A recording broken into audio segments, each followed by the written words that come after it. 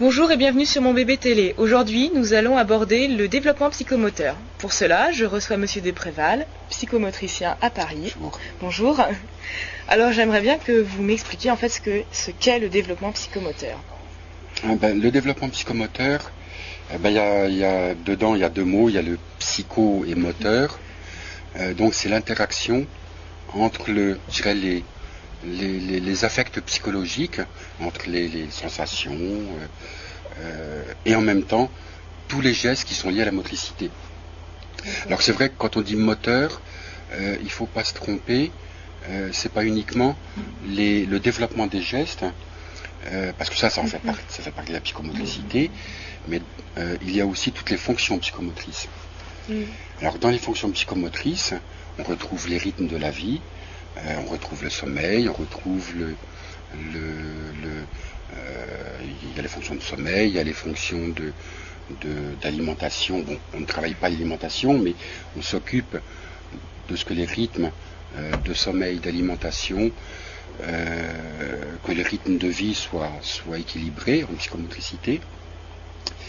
Et puis on s'occupe aussi des sens, des cinq sens, c'est-à-dire le toucher, la perception, comment est-ce que l'enfant voit à l'extérieur de son corps, comment est-ce qu'il entend, comment est-ce qu'il reçoit les messages, comment est-ce qu'il reçoit toutes les informations. Donc c'est dans la psychomotricité, il y a aussi un échange entre les fonctions sensorielles, les fonctions du corps et la personne. D'accord, donc en fait il y a un développement psychomoteur dès la naissance. C'est pas, donc ce que vous disiez, c'est pas uniquement quand l'enfant se met à marcher, ce qui pourrait être la première idée qu'on a.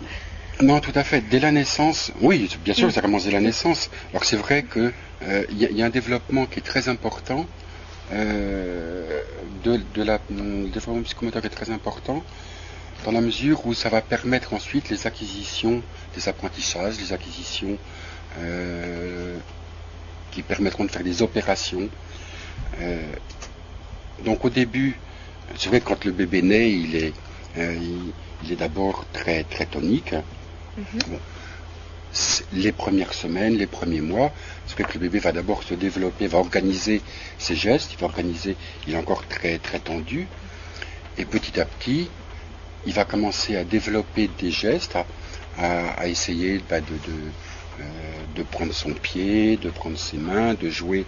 Alors petit à petit, ces mouvements vont se délier les uns après les autres. Il va créer ce qu'on appelle une mélodie kinétique. C'est un mot un peu savant, mais c'est l'idée qu'il va trouver un développement harmonieux, qu'il va y avoir une mélodie entre lui et ses membres pour que ces gestes se développent. Ça c'est ça va se développer jusqu'à 1 an, de plus en plus. Et donc il va développer ses gestes, il va jouer avec ses pieds, il va explorer. Ensuite, dans un troisième temps, il va commencer à développer des gestes plus fins, par exemple l'idée de prendre, l'idée de montrer. Il va donc avoir des gestes ensuite, je dirais, de plus en plus précis. Et puis, ensuite il va grandir. Ensuite, il va imiter les parents. Il va avoir des gestes qui vont lui permettre de mettre des idées dans les gestes. Par exemple, quand on imite papa ou quand on imite maman, il projette une idée qu'il associe à ses gestes, et c'est ce mécanisme où il va développer une histoire ou développer une copie de ce que peuvent faire les parents, qui va lui permettre après de développer des idées de plus en plus abstraites et de plus en plus symboliques. D'accord. Mais en fait, à partir de quand est-ce qu'on consulte un psychomotricien? Quand est-ce qu'on peut se rendre compte, quand est-ce qu'on doit consulter un psychomotricien? Est-ce que c'est quand on se rend compte qu'il y a un problème, quand il y a un retard? Est-ce qu'il y a des règles? Est-ce qu'il n'y a pas de règles? Non, il n'y a pas. Il n'y a pas de règles et il n'y a pas de normalité, il n'y a pas de courbe ou Parce que ça c'est important, je veux dire, en psychomotricité, on vise à ce qu'il y ait quelque chose qui soit naturel. Donc, pourquoi est-ce qu'on consulterait un psychomotricien? Ça serait par exemple quand un enfant est très agité, par exemple, quand un enfant est très calme, parce que quand l'enfant est très agité, c'est vrai que c'est une manière de... c'est son langage à lui. L'enfant il développe essentiellement le langage corporel, surtout au début.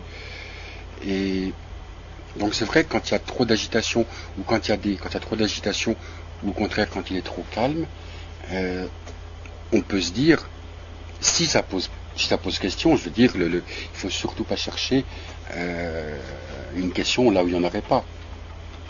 À partir du moment où quelque chose peut être perturbant pour cet enfant, à ce moment-là, la question peut se poser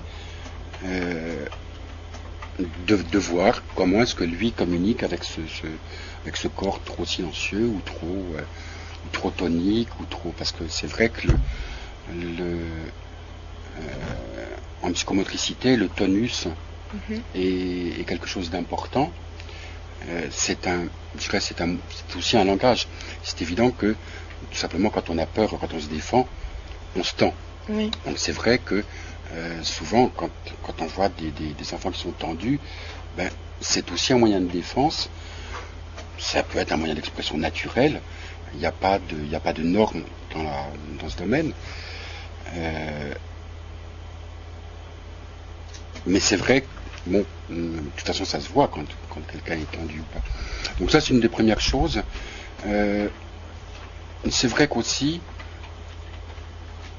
on peut consulter un psychomotricien, mais chez les tout petits, je dirais jusqu'à 2 ans, bon, il y a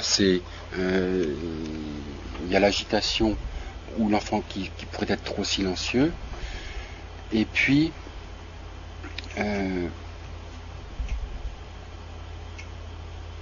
il y a aussi effectivement ce qu'on appelle les retards, ce que les parents pourraient suspecter être un retard de développement.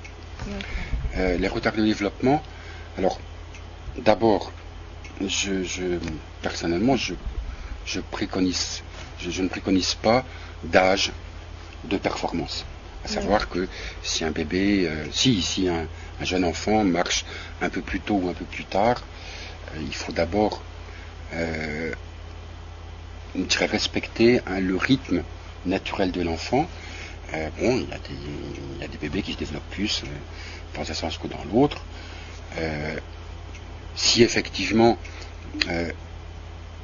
un enfant a du mal à se mettre debout ou autre, je veux dire, il faut d'abord que l'enfant apprenne à grandir. Si on pense qu'il y a quelque chose qui va pas très vite, on peut demander à un psychomotricien sur le développement gestuel, notamment sur la marche, par exemple. Jusqu'à 2 ans. On peut aussi faire appel à un psychomotricien quand ça rejoint un peu l'enfant silencieux, quand la communication ou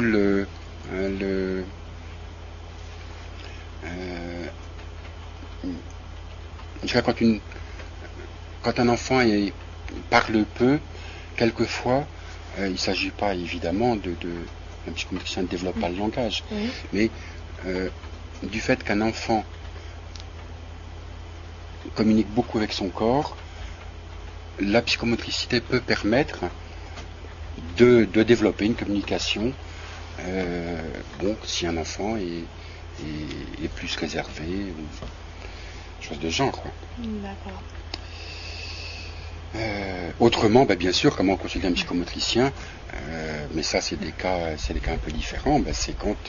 C'est à partir d'un médecin qu'une orientation, quelque chose peut se faire, quoi.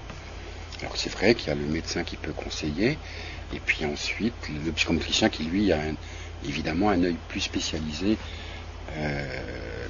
sur certains développements gestuels, quoi. D'accord.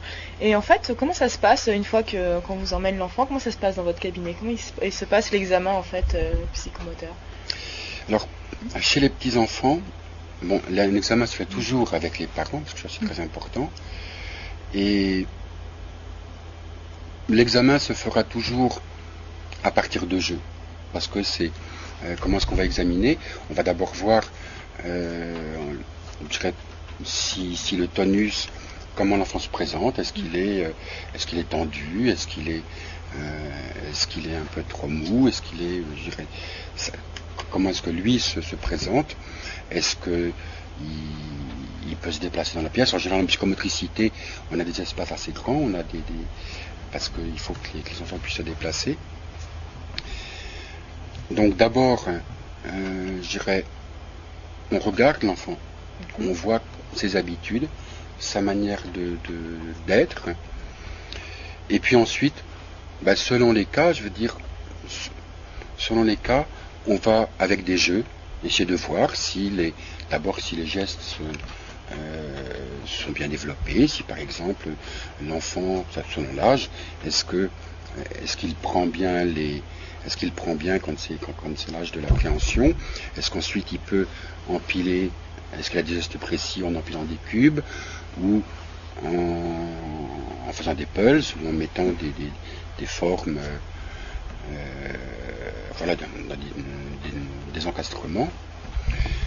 Si c'est la marche, on va voir avec lui, on va lui proposer de grimper ou de jouer avec un ballon, ou d'escalader, mais sous forme de jeu.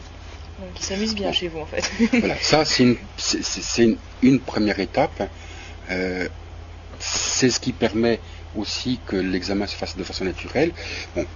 Et puis il y a un deuxième examen qui lui est plus corporel. Il y a des cas où on va rechercher en psychomotricité si une difficulté psychomotrice aurait des origines neurologiques, aurait des origines dues au contexte qui l'environne. On va rechercher si c'est dans les fonctions psychomotrices, à savoir dans les rythmes de vie, dans les fonctions psychomotrices à partir du regard, de l'audition, du toucher. On va voir donc, là il va y avoir un examen qui est plus précis, et qui est de rechercher de faire un examen neurologique, pour voir si d'abord tous les gestes, toute la neuromotricité est bien développée. Donc ça, il y a des examens qui sont techniques, dans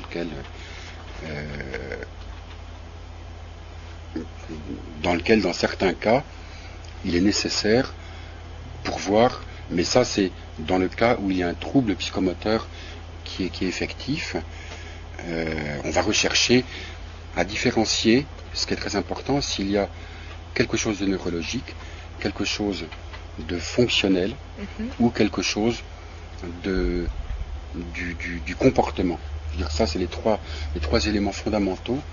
Alors à ce moment-là, c'est vrai que les examens sont d'une part un examen comme un médecin, sauf qu'on n'explore pas les mêmes choses qu'eux. Là qui est un examen technique, et puis le reste c'est avec les enfants, c'est à partir de jeux en fait. D'accord. Et justement, est-ce que le développement psychomoteur au niveau des parents dans l'éducation, est-ce que il y a de réelles manières de l'éveiller? Oui, parce que comment est-ce que les parents peuvent éveiller un enfant par la psychomotricité? Il y a plusieurs choses. Il y a d'abord un enfant quand il se développe, il va développer ses gestes. Ensuite, il va développer il va chercher à apprendre. Et je dirais son premier travail d'enfant, ça va être d'explorer. Petit à petit, il va d'abord prendre les objets dans la main. C'est une étape très importante. D'abord, il prend ses pieds, puis ensuite, il prendra des objets, il va les manipuler, il va les explorer. Il va voir qu'il y en a des petits, des gros, qu'il y en a qui peuvent se mettre les uns dans les autres. Donc il va faire tout un travail d'exploration. Et c'est comme ça que lui va construire petit à petit son espace, va construire petit à petit son univers. Et c'est vraiment un travail d'explorateur. Et c'est avec ses doigts qu'il va comprendre qu'il y a des volumes, qu'il y a des touchés différents. Ensuite, évidemment, il va marcher, il va se déplacer, donc il va explorer l'espace. On sait bien qu'il y a des petits-enfants qui touchent à tout, qui essayent de grimper. Donc, c'est vrai qu'à ce moment-là, lui, il essaye de comprendre les deux dimensions, les trois dimensions, la troisième dimension s'il peut grimper aussi, s'il peut chercher à prendre ce qui dépasse. Et donc, dans ce domaine, c'est vrai que les parents, je dirais, mais ça c'est ce que tout parent fait naturellement, à ce moment-là, c'est vrai que c'est important qu'ils puissent donner des objets qui soient variés, des jeux qui soient variés. Alors, il n'y a pas de jeu type. L'important, c'est qu'il y ait des jeux où l'enfant puisse explorer des formes nouvelles, explorer des touchés différents. Quand on a une peluche ou un objet en plastique, ou un pulse en plastique, c'est pas les mêmes touchés. Donc, ce sont des jouets avec lesquels lui pourra découvrir le monde à partir de ces objets. Quand on touche un carré, il aura une idée. Il se fera automatiquement, ça sera un apprentissage des formes qu'il fera. Et puis après, c'est le dialogue entre les parents et les enfants, dans le fait que les parents s'éloignent, que les parents se rapprochent. Oui. Mais est-ce que, en fait, les jouets n'ont pas besoin d'être très très développés. Ça peut être les cubes, ça peut être le bout de journal qui froissé fait plein de bruit, ça peut être, il n'y a pas besoin, en fait, on voit que les fabricants de jouets en sortent de toutes les formes, toutes les couleurs. C'est surtout bien voir les différentes formes, les différents touchers, les petits cubes qui s'empilent. Enfin, c'est des. Oui, il n'y a pas. Je pense que ce qui est important dans ce qui est important dans ce qu'on peut donner à un bébé ou un jeune enfant, je dirais, c'est pas le constructeur qui va déterminer une forme ou une autre, c'est ce que les parents auront choisi d'abord pour l'enfant, mais quelque chose qui soit à leur niveau. C'est vrai que c'est pas à mon sens utile de donner un jouet électronique qui marche tout seul ou une poupée qui marche d'elle-même. C'est vrai que c'est aussi bien si l'enfant peut lui-même, par exemple, faire marcher la poupée. Ça ne veut pas dire qu'il ne faut pas les deux. Mais c'est vrai que l'important, c'est que l'enfant trouve des objets différents. Il n'a pas besoin d'avoir énormément d'objets, parce qu'il faut qu'il se repère. S'il est débordé d'objets, il faudra qu'il puisse choisir les choses qu'il préfère. Et puis non, c'est je veux dire, pour un enfant qui a l'esprit du jeu, je veux dire, il n'y a pas de jeu spécifique, c'est le plaisir qu'il va trouver, dans l'exploration, en fait. Et est-ce que c'est important que les parents jouent avec l'enfant? Parce que, je ne sais pas, il reçoit une boîte de cubes à Noël, tiens, voilà des cubes. C'est important que les parents jouent avec lui montrent ce qu'il peut faire, ce qu'il peut pas faire, qu'ils s'amusent avec lui si les cubes tombent, ou ce genre de choses-là. Oui, non, c'est vrai que c'est même fondamental, parce que je veux dire, d'abord, quand l'enfant naît, mais ensuite, les parents ont tout à apprendre à l'enfant. Donc c'est vrai que l'enfant ne peut bien vivre que d'abord, si dans les premiers mois, la mère et le père, parce que c'est la mère qui a un rôle vital pour l'enfant.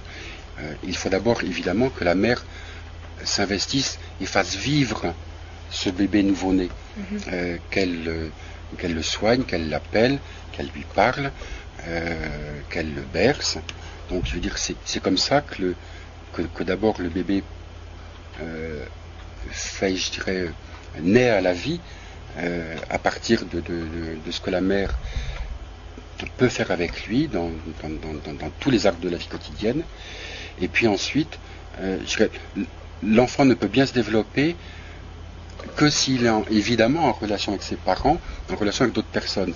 Donc c'est vrai que c'est très important que les parents jouent avec l'enfant, parce que l'enfant va imiter ce que font les parents, puis ensuite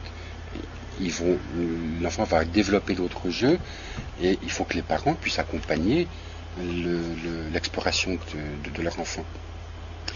Et puis c'est vrai qu'il faut que les parents, il faut que l'enfant sache et perçoive que les parents apportent un développement à l'enfant. L'enfant, il est comme nous, il a envie d'être reconnu, il a envie il a envie que ce qu'il fait soit bien fait, donc c'est vrai que c'est important que les parents puissent jouer avec lui. Souvent, dans les premiers rendez-vous, quand des parents amènent leur enfant, très souvent les parents sont inquiets, les parents sont quelquefois angoissés, pour eux les choses sont difficiles. Et alors c'est vrai qu'une des premières choses que je fais, c'est d'abord de restaurer le rôle des parents.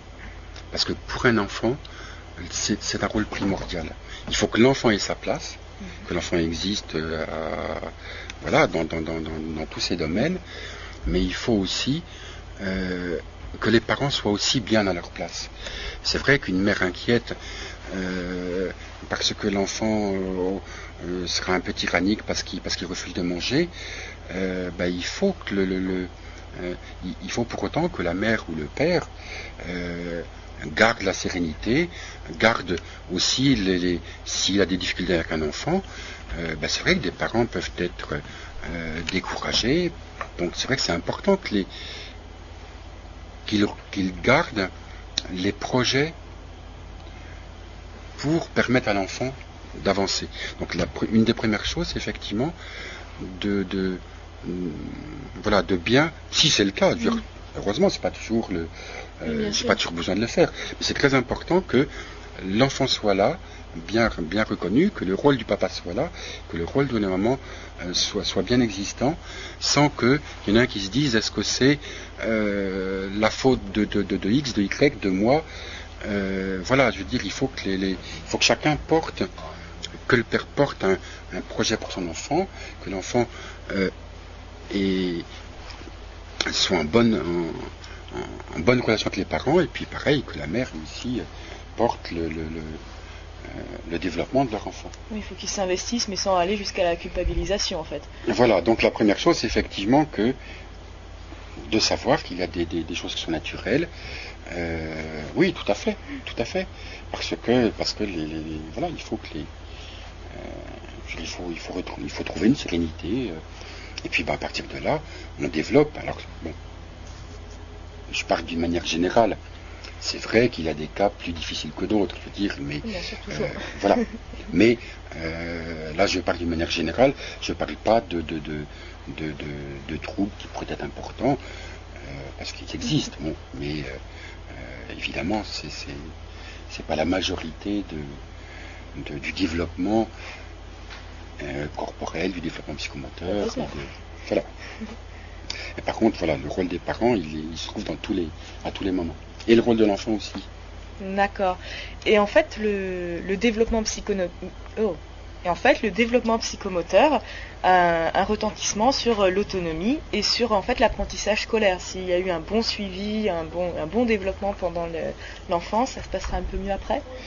Oui, parce que c'est vrai qu'on ne sait pas toujours que, je dirais, un bon développement psychomoteur prépare, je dirais, aux opérations de l'intelligence, et prépare à ce que l'enfant soit en bonne mesure, soit en bonne disposition pour apprendre ce qu'il aura en maternelle, ce qu'il aura en primaire,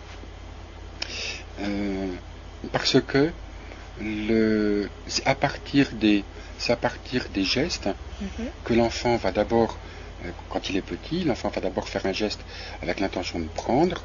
Bon, d'abord il va prendre au début il va prendre parce que c'est amusant, et puis ensuite il aura envie de prendre une deuxième fois. C'est-à-dire que c'est plus du tout pareil. Au début, il va prendre par hasard, il trouve son pied par hasard, ça c'est la découverte. Ensuite, il va prendre, je sais pas quoi, une peluche, un jouet quelconque. Et puis, donc ça c'est les premières découvertes. Ensuite, il va développer des gestes qui ont des intentions. C'est-à-dire qu'il a envie de retrouver, l'objet qu'il n'a pas. Oui. Donc, il va penser à aller le rechercher.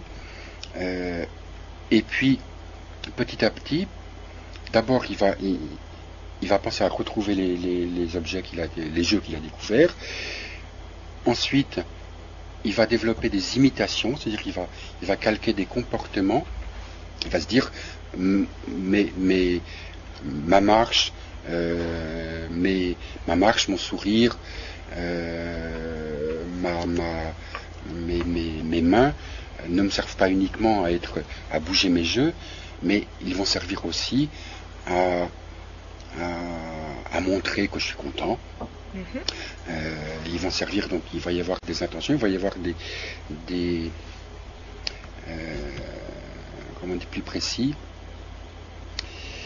C'est-à-dire qu'après il va faire après l'imitation, il va pouvoir développer des gestes avec une intention de plus en plus abstraite.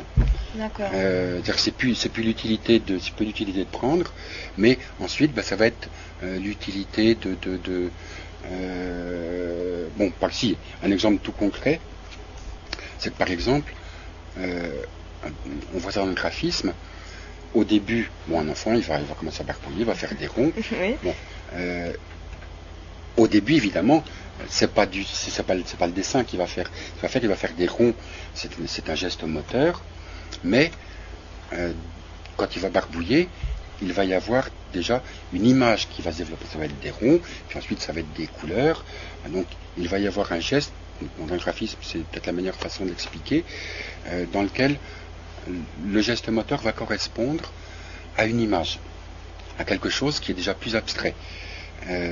Et puis ensuite, il va faire, il va développer d'autres choses qui va lui permettre de marcher vite, de marcher lentement, il va compter ses pas. Petit à petit, enfin, il sera un peu plus grand. Donc, il va y avoir une association entre le développement de la motricité, quand il sera plus âgé, le fait de compter, le fait d'aller vite ou lentement, dans lequel vont s'associer déjà les premières idées des opérations, c'est un pré-apprentissage, il ne s'agit pas de parler d'addition à un tout petit, mais instinctivement, ça va développer la structure de la connaissance qui va lui permettre après de développer les opérations qu'il va commencer à faire dans les écoles primaires. Donc c'est vrai que l'apprentissage se développe à partir des gestes qui vont faire des actions de plus en plus abstraites, en fait. Alors voilà, il y a le graphisme, c'est un exemple. C'est parlant. C'est parlant. Mais en fait, est-ce que vous, quels sont un peu les principaux troubles scolaires que vous pouvez rencontrer, vous, en tant que psychomotricien? Alors, je dirais dans ce domaine, les sujets de consultation les plus importants, c'est les troubles du graphisme. D'accord. Parce que d'abord, ça se développe en maternelle déjà. Donc il y a deux sujets importants, c'est la latéralité, les questions sur la latéralité que se posent les parents avant d'aller en école primaire. Parce que la latéralité, ça va permettre le développement de l'écriture. Oui. Au début, s'il prend un verre avec la main gauche ou la main droite, c'est pas gênant. Mais la question, ça va être avec quelle main il va tenir son crayon. Et ça, c'est une question importante pour le développement de l'apprentissage de l'écriture. Donc voilà, la latéralité est liée à l'adaptation scolaire pour l'écrit, La deuxième chose, c'est effectivement les défauts de graphisme. Ça, c'est la deuxième grande cause. Ça, c'est quand le graphisme, c'est quand c'est pas la maternelle, je veux dire que c'est quand les enfants sont déjà plus âgés, quand ils sont déjà en école primaire. Et parce que le graphisme, c'est lié à un geste moteur. Le graphisme, c'est un peu ce que je disais tout à l'heure. Il y a un geste moteur, et puis à la fois, il y a un geste moteur qui correspond à une lettre. Je veux dire qu'une lettre, c'est un symbole complètement abstrait, un i avec c'est un petit rond avec une barre, c'est totalement abstrait, mais il faut qu'il y ait un lien entre le cerveau qui pense au i et le geste qui se traduit, qui traduit par l'écriture.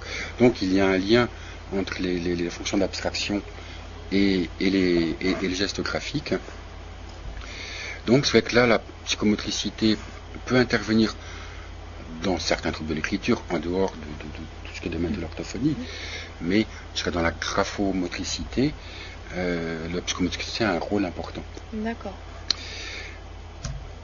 Par rapport au quand vous me parliez des troubles scolaires, il y a un autre domaine où la psychomotricité peut intervenir, mais alors, je veux dire que ça dépend évidemment. Tout ce qu'on peut dire dans le domaine des difficultés ou des troubles psychomoteurs sont toujours à voir au cas par cas. L'objectif constant du psychomotricien, ça va être de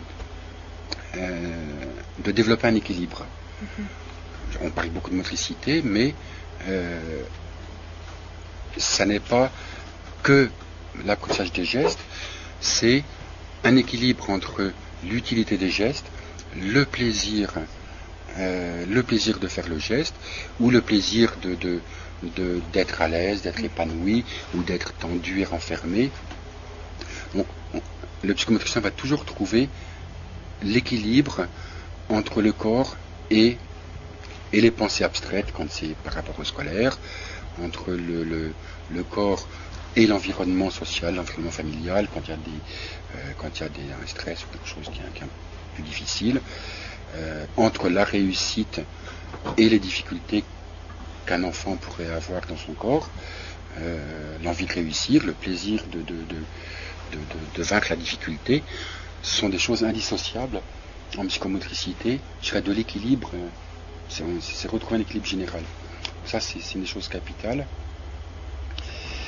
Bon, écoutez, Monsieur Despréval, je vous remercie pour toutes ces explications et ces informations sur le développement psychomoteur. Et je vous remercie d'être venu à mon bébé TV. Au revoir. Merci beaucoup.